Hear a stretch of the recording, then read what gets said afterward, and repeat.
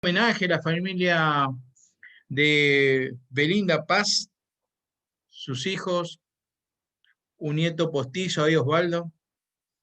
Eh, Damos gracias al Señor. Ustedes conocían la vida de la abuela de Sergio y de Julio y de la esposa de Osvaldo, Lía, y también de Luis. Le damos gracias al Señor por su vida, ¿no? Y que muchos pudieron conocer el mensaje de Cristo y de la salvación. Y entonces la idea es, hoy queremos hablar del legado que nos dejó nuestro Dios.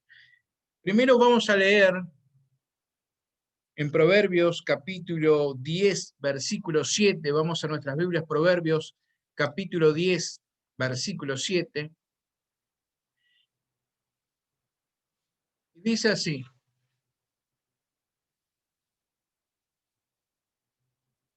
lo tenía marcado, pero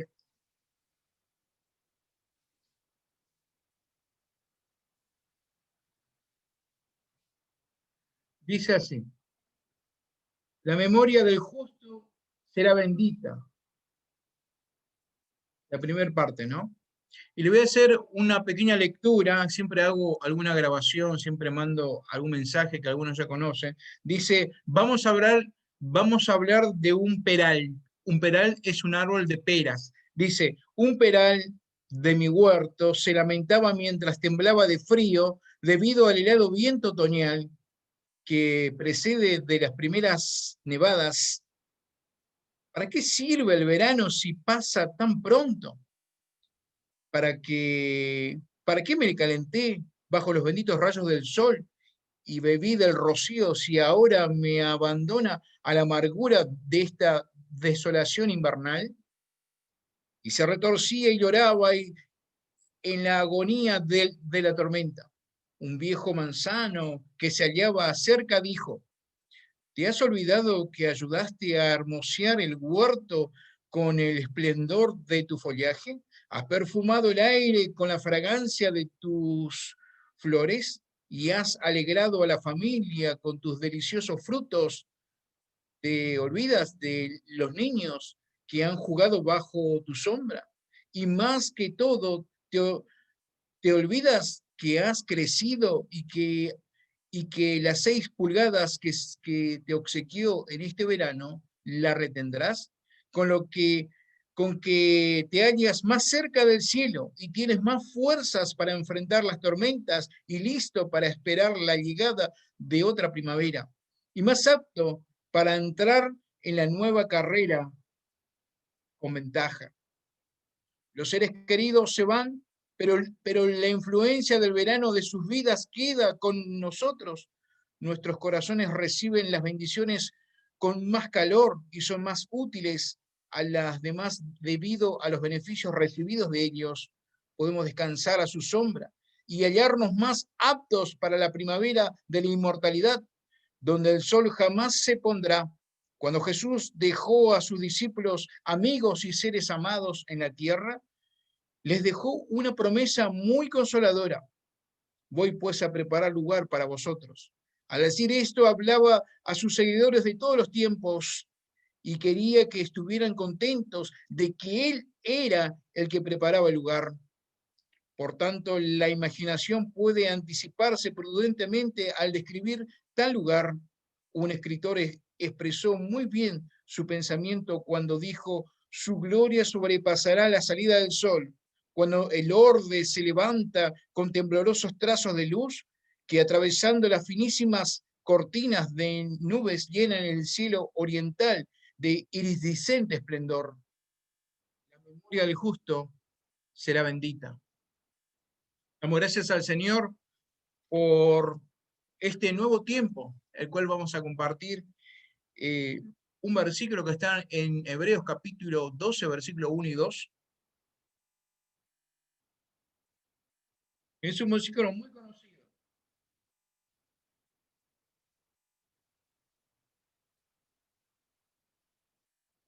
Por tanto, nosotros también tenemos en derredor nuestro tan grande nube de testigos, despojemos de todo peso y del pecado que nos asedia, y corramos con paciencia la carrera que tenemos por delante, puesto los ojos en Jesús, el autor y consumador de la fe, el cual por el gozo puesto delante de él sufrió la cruz, menospreciando el oprobio, y se sentó a la diestra del trono de Dios. Queridos hermanos, cada uno de nosotros tenemos un pasado, cada uno tenemos una familia, y cada uno tenemos una historia, un árbol genealógico. Pero qué lindo es cuando en la familia nuestra algún abuelo, algún padre, familias que fueron queridas que han servido al Señor. Y podemos pensar nosotros en el pasado, en el presente y en el porvenir. Acá en Hebreos capítulo 12, versículo 1 y 2, podemos ver tres características. Pero una de las cosas que debemos preguntarnos, ¿tengo los ojos puestos en Jesús? ¿Cuál es mi mirada? ¿Estoy mirando lo correcto? ¿Estoy mirando las instrucciones? ¿Estoy mirando al cielo? Si observo a mis antecesores, mi pasado, quizás no tengo mucho que contar. Seguramente con algunos amigos le he contado algo, pero no tengo esa historia de hermanos, tíos, abuelos, eh, bisabuelos que hayan servido al Señor. Es más, sirvieron a otro Señor que no es el mismo Señor que servimos nosotros. Pero, pero qué lindo es cuando tenemos una familia que sirva al Señor. Pero lo más importante, como vemos acá en Hebreos capítulo 12, en los primeros dos versículos, podemos ver primero el pasado, tomarlo como ejemplo. El presente, agarrarnos de este presente. Y el segundo, mirar y en tercer lugar, organizar nuestro porvenir. El saber que tenemos que ser testigos de aquel que lo dio todo en favor nuestro. Como ese árbol se estaba quejando de la circunstancia que estaba viviendo, pero al mismo tiempo se estaba olvidando que fue de gran bendición para ese jardín. Nosotros como hijos de Dios fuimos eh, perdonados, transformados, y fuimos transformados como hijos de Dios. Como hablamos la semana pasada, el pecado es lo que separó al hombre de Dios. Y Dios en algún momento se tuvo que mover, como decía ahí, y que compartimos la semana pasada. Dios se anticipó a las circunstancias, se anticipó a lo que el hombre iba a hacer, y vemos que Dios había preparado un camino para cada persona. Y vemos acá que tenemos el ejemplo, tenemos a Osvaldo, tenemos a Sergio, el ejemplo de personas, tenemos también a Perla, que tienen personas que han trabajado, han servido al Señor en santidad y han sido de bendición para con las personas que lo rodeaban. Pero una de las cosas que podemos ver, vamos a ir contestando algunas preguntas, vamos a ver, pero ¿cuál es mi mirada? ¿Estoy mirando lo correcto? Vamos a ir primero, ¿estoy mirando lo correcto? Vamos a Proverbios capítulo 4, versículo 25 y versículo 27.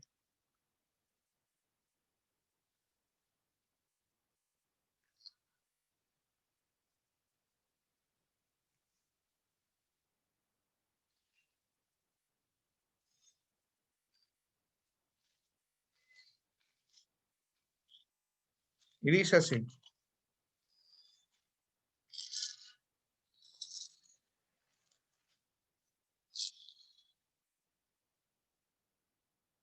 tus ojos miren lo recto y diríjanse tus párpados hacia lo que tienes delante. Examina la senda de tus pies y todos tus caminos sean rectos. No te desvíes ni a la derecha ni a la izquierda. Aparta tu pie del mal. El versículo que a mí siempre me gustó es: tus ojos miren lo recto, miren adelante. Cuando pensamos en un caballo que está trabajando, cuando se usa la fuerza de sangre, se ponía como algo para que no mire al costado, como algo de cuero que se ponía así para que mire siempre adelante y siempre vaya en el camino correcto, ¿no? Y vemos que cuando dice acá, tus ojos miran lo recto, estamos hablando que miren adelante, que siempre mires adelante. Pero también podemos ir a un siguiente versículo. Podemos ver que como testigos del Señor, cuando vamos a Hechos capítulo 1, versículo 11, nuestra mirada, versículo 1, capítulo 1, versículo 11. Cuando vemos a los discípulos, cuando se estaban despidiendo de su Señor, el que dice así, en los cuales estaban los ángeles, vemos, dice, en los cuales también le dijeron, varones galileos, ¿por qué estáis mirando al cielo? Este mismo Jesús que ha sido tomado de vosotros al cielo, así vendrá como le habéis visto ir al cielo. Vemos acá que los discípulos estaban mirando cuando el Señor se estaba yendo. Él se había despedido, ¿no? Él se había ido. Le dio las instrucciones que tenían que predicar el Evangelio. Pero vemos también que los discípulos siguieron mirando que el Señor se iba yendo, ¿no? Siguieron mirando. Por eso cuando pienso yo, justamente hoy estaba compartiendo con un hermano que no tenemos que dejar de mirar a Jesús.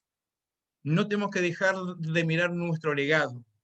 Tenemos que seguir mirando al Señor como testigos del Señor. También vemos en la siguiente pregunta, ¿estoy mirando las instrucciones? ¿A qué se refiere esto? Vamos a primera Timoteo capítulo 3, versículos 16 y 14, 15, 16 y 17.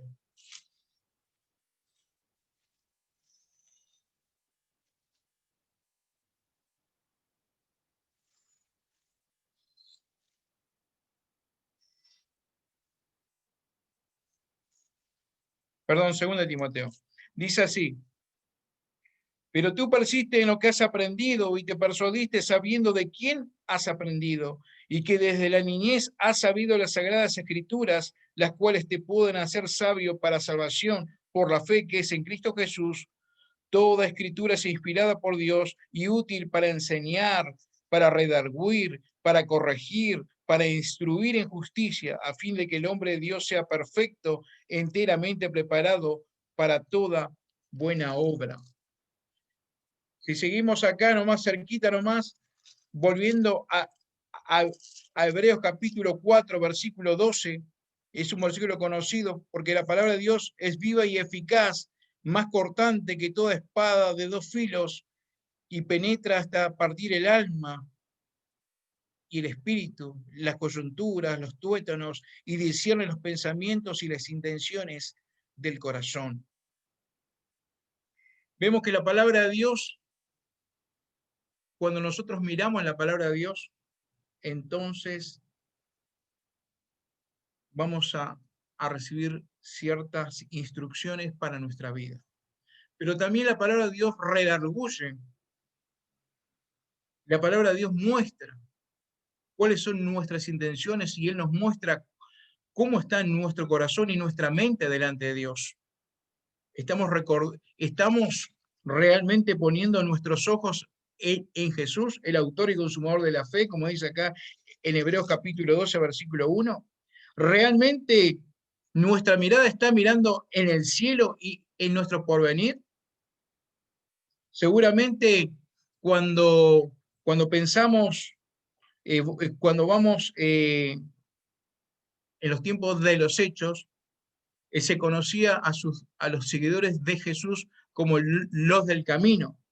Esto lo vemos en Hechos capítulo 24-14 y también lo vemos en Hechos capítulo 19-23, el cual vamos a leer. Y dice así: hubo por aquel tiempo un disturbio no pequeño acerca del camino. Una vez nosotros fuimos de vacaciones al sur con un amigo que se suponía que nos tenía que dirigir en el camino. Fuimos a ver un lago que no era un lago, que estaba en medio de la vegetación, y nos habíamos metido en medio de las rosas de mosqueta que tienen muchas espinas, y en algún momento nos habíamos perdido. En algún momento nos habíamos perdido. En algún momento tuvimos que caminar cerca de los precipicios, si bien era de tierra, pero era muy alto, pero era la idea que en algún momento nos habíamos perdido del camino. Y nosotros pensábamos que la persona que nos estaba acompañando conocía el lugar. Evidentemente no lo conocía. Comenzamos a buscar el camino. En algún momento, como dice ahí en Juan capítulo 14, en los primeros versículos de Juan 14, que dice: yo soy el camino, la verdad y la vida, nadie viene al Padre sino por mí. Seguramente por eso le decían los del camino. Pero ¿por qué los del camino? Porque estas personas conocían a Jesús, y conocían a Jesús que ayudaba a los pobres, ayudaba a los ancianos, a los huérfanos, a los que, a los que no podían sostenerse con sus propias eh, fuerzas. En algún momento también tuvo que sacar algún demonio. Pero vemos que lo que Jesús vino a la tierra no a hacer buenas obras, sino vino a buscar y a salvar lo que se había perdido.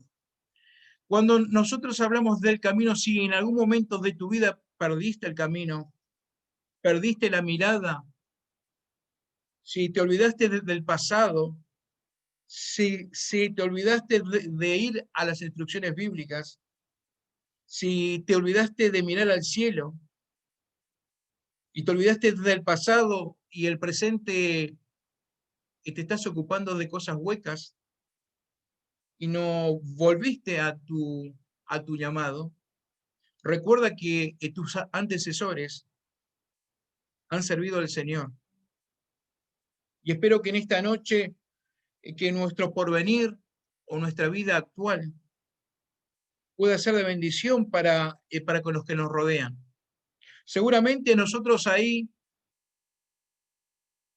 estoy hablando como si estuviera en ese lugar, hay un gran testimonio en ese lugar, el cual debemos cuidar con nuestra vida, con nuestro testimonio, el saber que si ponemos los ojos en Jesús, el autor y consumador de la fe, las demás cosas no nos interesarán. Lo que nos interesa a nosotros es representar al Señor en la tierra. Y ustedes tienen, Sergio, Osvaldo, el gran ejemplo en Jesús, que tienen esa familia tan hermosa, el cual el Señor preparó para que puedan servir al Señor. Espero que en esta noche, en este pequeño pensamiento, este homenaje haciendo a, a Berlinda Paz, que ya está en la presencia del Señor, podemos poner nuestros ojos en Jesús, el autor y consumador de la fe. Así que le doy muchas gracias porque en este tiempo el Señor nos habló a través de distintas circunstancias. Y yo pienso que esto también será de mucha bendición ahí para con los hermanos ahí en Rosario de la Frontera. Oramos. Padre, gracias te damos en esta noche, Dios, por el gran privilegio que tenemos, el de saber que tú eres el autor y consumador de la fe. Si miramos nuestro pasado, si miramos nuestro presente, y si sabemos que tenemos un futuro por venir glorioso, Entonces, eso sería una motivación, Señor, para servirte, Señor, en el lugar donde estamos. Encomendamos, Señor, a todos los hermanos, especialmente a la familia Reguelión, por el gran testimonio, Dios, que tienen a través de sus antecesores. Padre, gracias te damos en esta mañana, Dios, en esta noche, Dios, por el gran privilegio, Dios, de poder compartir este breve pensamiento. Te lo pedimos en el nombre de Jesús. Amén.